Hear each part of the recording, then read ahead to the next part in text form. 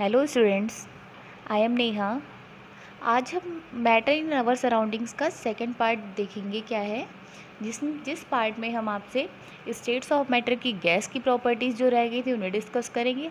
इसके बाद हम inter conversion of states of matter के बारे में भी देखेंगे इस क्लास में। डिफ्यूज़न जो है वो टॉपिक हमारा नेक्स्ट क्लास का रहेगा। तो गैस की प्रॉपर्टीज़ जैसे लिक्विड और सॉलिड की प्रॉपर्टीज़ को हमने डिस्कस किया था, सेम वैसे ही हमें गैस की प्रॉपर्टीज़ को भी डिस्कस करना है। तो गैस की प्रॉपर्टी में सबसे पहला पॉइंट हमारा क्या होगा, शेप था। जैसे कि सॉलिड और लिक्विड में भी हमने आपसे बताया था कि सबसे पहला टॉपिक क्या लिया था, शेप। शेप के बेसिस पे आपको बताना है कि गैस की शेप कैसी होती है। तो गैस की कोई भी शेप नहीं होती है। Gas do not have any definite shape।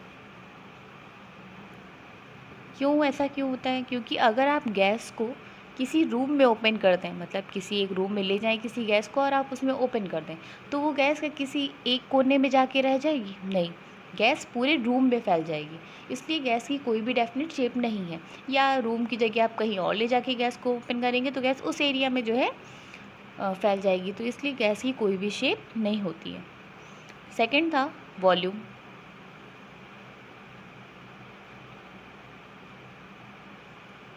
Gases का कोई फिक्स्ड वॉल्यूम नहीं होता है। Gas do not have any fixed volume. वही वाली बात है, थोड़ी सी गैस ले जाके हमने रूम में खोल दी, जाके ओपन कर दी, और वो पूरे रूम में जाके फैल गई, तो रूम का वॉल्यूम तो ज़्यादा था। तो रूम का पूरा वॉल्यूम ज़्यादा था तो गैस भी क्या हुई, पूरे में फैल गई। इसलिए वॉल्यूम भी उसका क्या होता है, फिक्स्ड नहीं होता, और शेप भी उसकी क्या होती है, फिक्स्ड नहीं होती। जबकि सॉलिड लिक्विड के गैस में अलग था, उनकी दोनों की डेफिनेट शेप होती थी, डेफिनेट वॉल्यूम होता था। लिक्विड का डेफिनेट वॉल्यूम नहीं होता था। तो आप तीनों को कंपेयर करके याद करिए कि शेप में तीनों में कि तीनों में डेफिनेट होती है या किस में नहीं डेफिनेट होती। कंपैरिजन करके याद करेंगे तो आप आसानी से लर्न कर लेंगे। थर्ड पॉइंट देखते हैं हमारा, कंप्रेसिबिलिटी।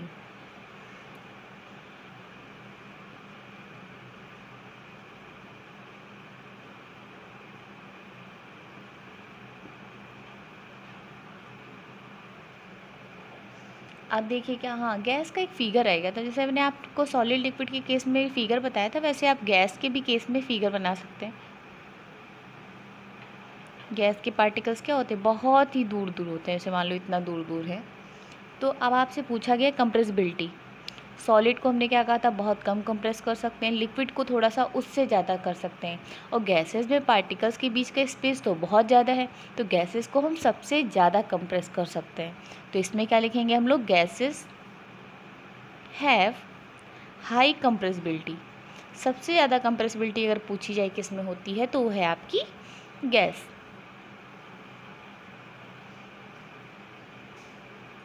अच्छा, अब ये पूछा जाए कि इसकी हाई कंप्रेसिबिलिटी क्यों होती है, तो रीज़न हो जाएगा due to large inter particle space. इनके पार्टिकल्स के बीच में स्पेस बहुत ही ज़्यादा होता है, जिसकी वजह से इनके बीच में कोई भी स्ट्रॉन्ग अट्रैक्टिव फोर्स नहीं होता है। इसलिए हम लोग इन्हें ईजिली कंप्रेस कर पाते हैं, due to large inter particle space.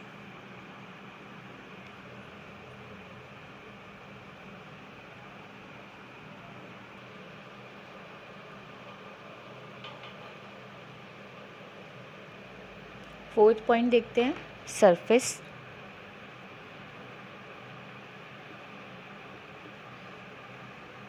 Gas की जो है आपकी कोई भी फिक्स सरफेस नहीं होती है। Gas do not have any fix surface.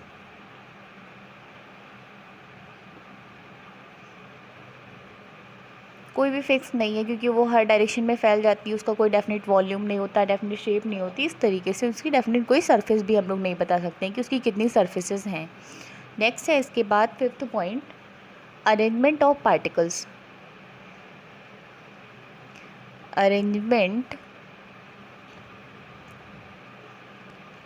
Of particles. तो आप फिगर देख के बता सकते हैं कि पार्टिकल्स का अरेंजमेंट क्या है, बहुत ही दूर दूर है। तो क्या हो जाएगा, in gas order of arrangement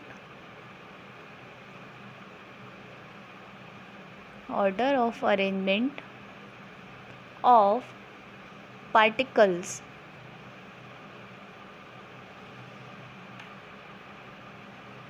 in gas, इसमें आप लिख सकते हैं in gas no order of arrangement of particles, कोई भी ऑर्डर नहीं होता है, ठीक है। In gas no order of arrangement of particles because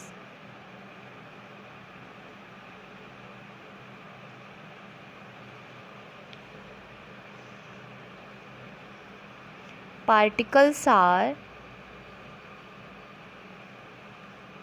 free to move in all possible direction.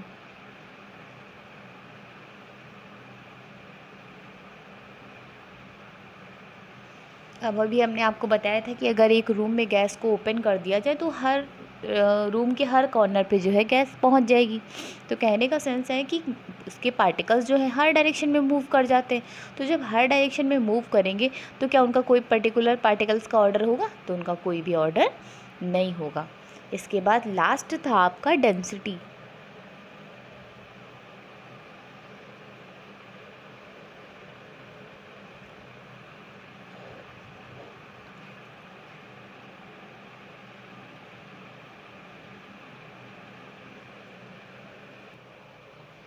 अब क्या हो जाएगा, डेंसिटी में gases possess very low density. किसके कंपेयर में? सॉलिड और लिक्विड के कंपेयर में। In comparison to solid and liquid.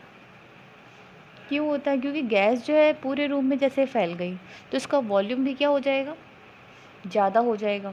और डेंसिटी इज इक्वल्स टू क्या होता है हमारा, मास अपॉन वॉल्यूम। तो जब वॉल्यूम ज़्यादा हो गया तो डेंसिटी उसकी क्या हो जाएगी, कम हो जाएगी।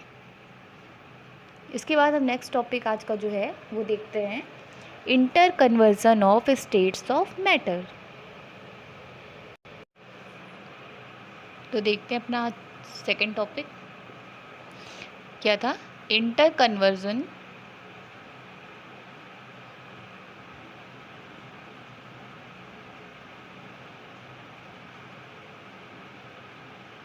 Of states of matter.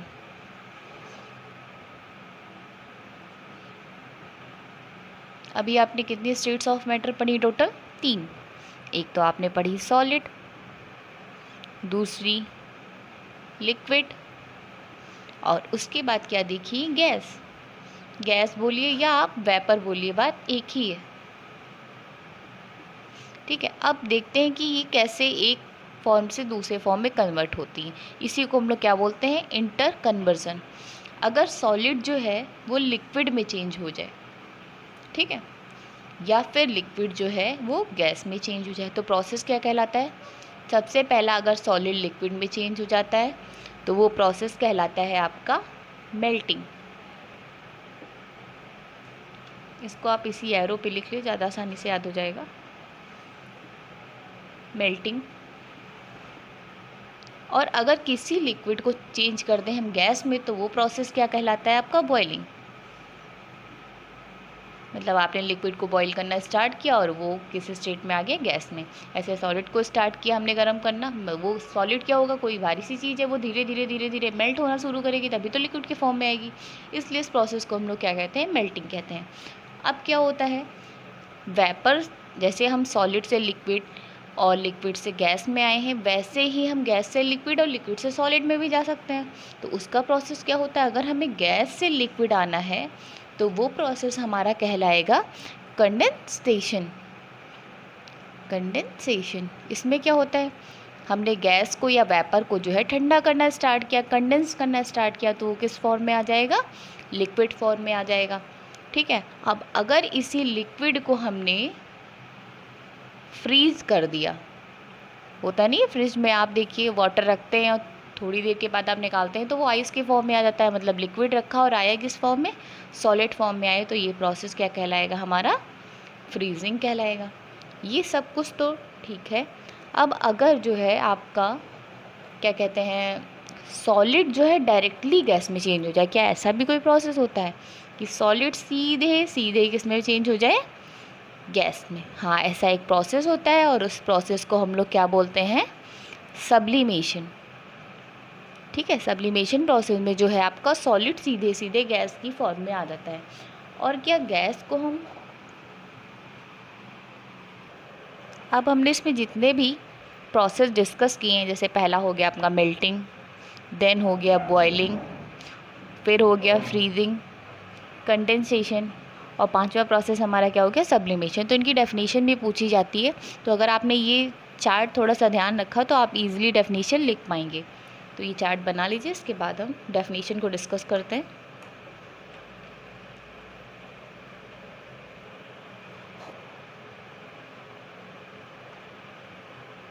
तो सबसे पहली हेडिंग लिखिए melting point.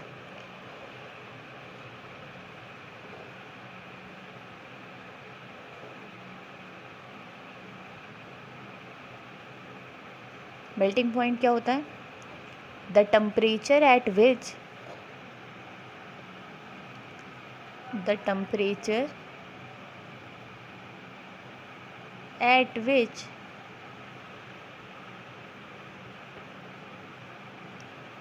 Solid changes into gas. आप वो देख सकते हैं जो मैंने भी बनवाया था chart, solid changes into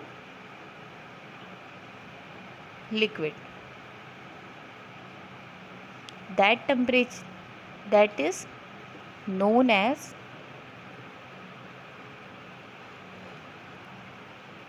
melting point।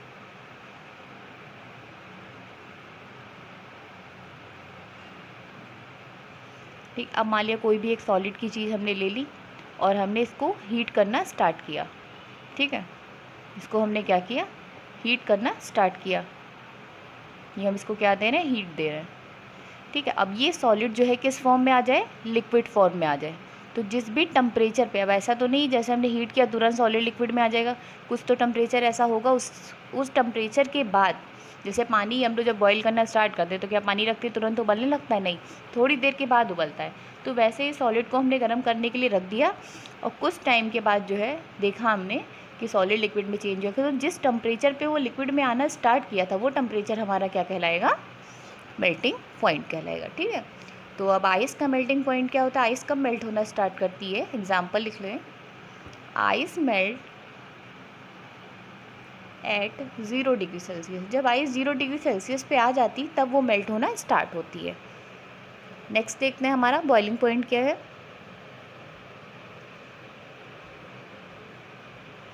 Second है हमारा बॉइलिंग पॉइंट। तो बॉइलिंग पॉइंट में क्या होगा, the temperature at which, boiling में हमने क्या बताया था, लिक्विड जो है वो किस में चेंज हो रहा है, आपका गैस में चेंज हो रहा है, liquid change into gas, that temperature is known as boiling point. तो दोनों की डेफिनेशन में आपने देखा कि मैंने किस तरीके से चेंज किया है। तो जिस टेम्परेचर पे कोई भी लिक्विड जो है गैस फॉर्म में आना स्टार्ट कर देता है वो टेम्परेचर आपका क्या कहलाता है, बॉइलिंग पॉइंट कहलाता है। और वाटर का बॉइलिंग पॉइंट क्या है, वाटर का बॉयल होना स्टार्ट करता है, water boils at 100 degree Celsius. जब उसको 100 डिग्री सेल्सियस टेम्परेचर मिल जाता है तब वाटर जो है बॉयल होना स्टार्ट होता है। नेक्स्ट देखते हैं इसके बाद,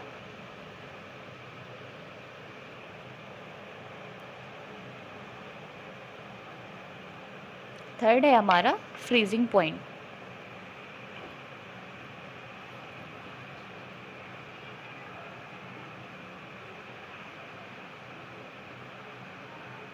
फ्रीजिंग पॉइंट में क्या होता है, द टेम्परेचर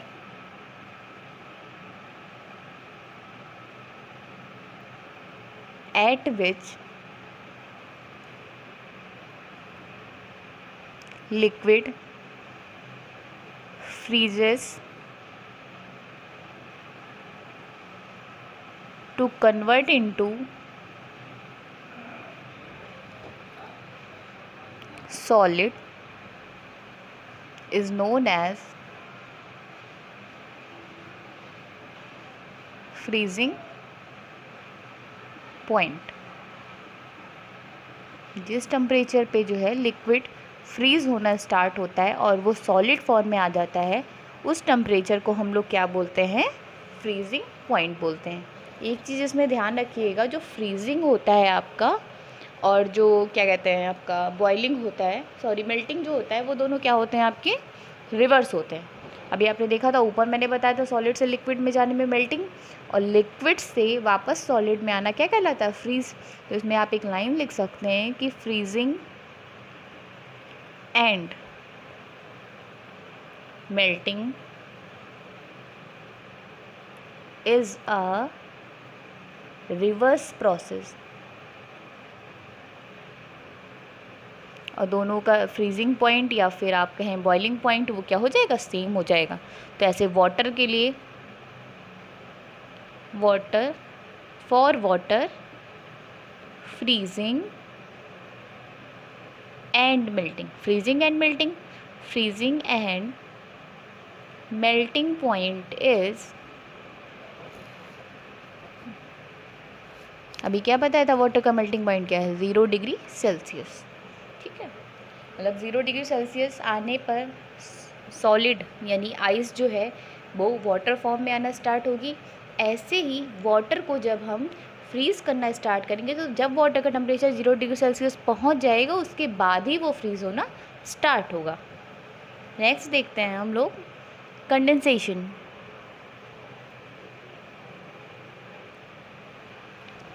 तो कंडेंसेशन क्या हो जाएगा?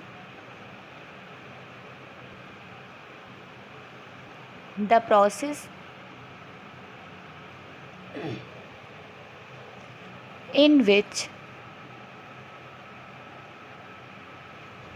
गैस ऑन कूलिंग, गैस को क्या करेंगे जब हम ठंडा करेंगे, gas on cooling becomes liquid state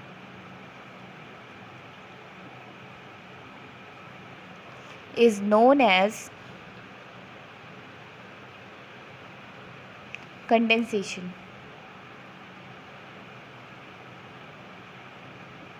तो हम लोगों ने देखा है कि जब भी हम वाटर को बॉईल करते हैं, तो अगर हम उसे किसी बर्तन से ढक दें, तो हम उस बर्तन को जब हटाते हैं तो देखते हैं उसके ऊपर थोड़ी सी क्या होते हैं, छोटी छोटी ड्रॉप्स वाटर की आ जाती हैं। तो क्या होता है, वो आपकी वेपर्स होती है। अब उन्हीं वेपर्स को अगर हम ठंडा कर दें, ठीक है, कूल कर दें, तो वो किस फॉर्म में आ जाएंगी? आपकी वाटर के फॉर्म में आ जाएंगी, मतलब लिक्विड के फॉर्म में आ जाएंगी। तो इस प्रोसेस को हम लोग क्या कहते हैं? कंडेंसेशन कहते हैं। ठीक है, इसके बाद जो है लास्ट आपका रह गया सब्लिमेशन। तो सब्लिमेशन आपने देखा होगा अभी फिगर में क्या था? द टेम्परेचर, द प्रोसेस लिख दिया, the process in which solid changes. अब इसमें एक वर्ड कहना बहुत ज़रूरी है, डायरेक्टली, मतलब बिना लिक्विड स्टेट में आया। सॉलिड था यहाँ, और यहाँ पे आपका क्या था? गैस था, बीच में था आपका लिक्विड। तो मैंने क्या बोला था कि सॉलिड सीधे किस में चेंज हो जाए? गैस में, लिक्विड स्टेट में ना आए। ठीक है, तो वो प्रोसेस आपका क्या कहलाता है? Sublimation. The process in which solid changes directly into gas is known as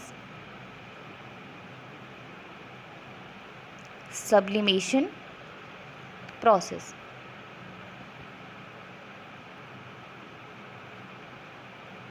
तो एग्जाम्पल आपका क्या हो जाएगा इसमें? कैम्फर। कैम्फर देखा होगा आप लोगों ने घर में, जब आप पूजा वगैरह करते होंगे तो उसमें देखा होगा, जब आप कपूर को जलाते हैं तो कपूर जो है सीधे सीधे, पहले आपने जलाया तो वो सॉलिड स्टेट में था, उसके बाद वो गैस स्टेट में गायब हो गया। ठीक है, वो लिक्विड स्टेट में नहीं आता है। तो कैम्फर आपका क्या हो जाएगा? इसका सब्लिमेशन का एग्जाम्पल हो जाएगा। ये सारे आपके प्रोसेस जो थे inter conversion of states of matter की, वो कंप्लीट हो गए। इसके बाद हम जो है नेक्स्ट क्लास में अपने डिफ्यूज़न प्रोसेस को डिफ्यूज़न किन फैक्टर्स पे डिपेंड करता है, इन सारे प्रोसेसेस के बारे में डिस्कस करेंगे।